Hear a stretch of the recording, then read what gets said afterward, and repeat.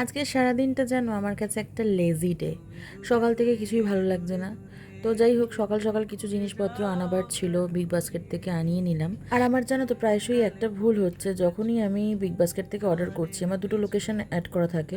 তো আমি না আমার পিসির বাড়ির লোকেশানে আমি আজকে পাঠিয়ে দিয়েছি, আবার অর্ডার ক্যান্সেল করলাম, ক্যান্সেল করে আবার নিজের বাড়ির লোকেশানে করলাম, তারপর গিয়ে জিনিসপত্র ঠিকঠাক এলো। এবার এটা আমারই ভুল, এটা তাদের কোনো ভুল নয়। তো আজকের ব্রেকফাস্টটা সারলাম একটু হেলদি ওয়েতে। ওটস, টক দই, আপেল, বাতাসা এসব দিয়ে আমি একটা ব্রেকফাস্ট করি, তোমাদের সাথে আগেই তো রেসিপিটা শেয়ার করেছিলাম। তো এটা খেতে না খুব টেস্টি হয়, আর টেস্টিটা হয় শুধুমাত্র বাতাসার জন্যই, কারণ আমি একদম মিষ্টি ছাড়া খেতে পারি না, একটু হলেও বাতাসা একটু গুঁড়ো করে দিই। আর আমি এটা বানালে না আমি একা খাই না, কারণ আমি দেখছি আমার মাও খুব পছন্দ করছে এই ব্রেকফাস্টটা। মা দেখো একটু কলাও নিয়ে নিয়েছে, কলা আপেল দুটো মিশিয়ে নিয়ে নিয়েছে। তো তারপরে দেখো বেলার দিকে একটু খিদে পেয়ে গিয়েছিল, মা মেয়েতে মিলে একটু ম্যাগি খেয়ে নিলাম। আর তারপরেই হচ্ছে আমাদের রান্না বান্নার পালা।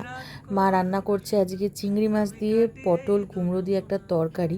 তো কাটাকুটি সব আমি নিজেই করে দিয়েছি, মানে কুটনোটা কুটে দিয়েছিলাম আর কি। অর্ধেক রান্না সকালে করা ছিল, কারণ ডাল, ভেন্ডি ভাজা, ভাত এগুলো সব সকালবেলা করা ছিল, কারণ ভাইয়ের তো কলেজ শুরু হয়ে গেছে, কারণ গরমের ছুটি ফুরিয়ে গেছে। তো এই জন্য সকালবেলা ভাত খেয়ে যাচ্ছে প্রতিদিন। So that's it for today. আবার অন্য একটা ভিডিওতে তোমাদের সাথে দেখা হবে। টাটা।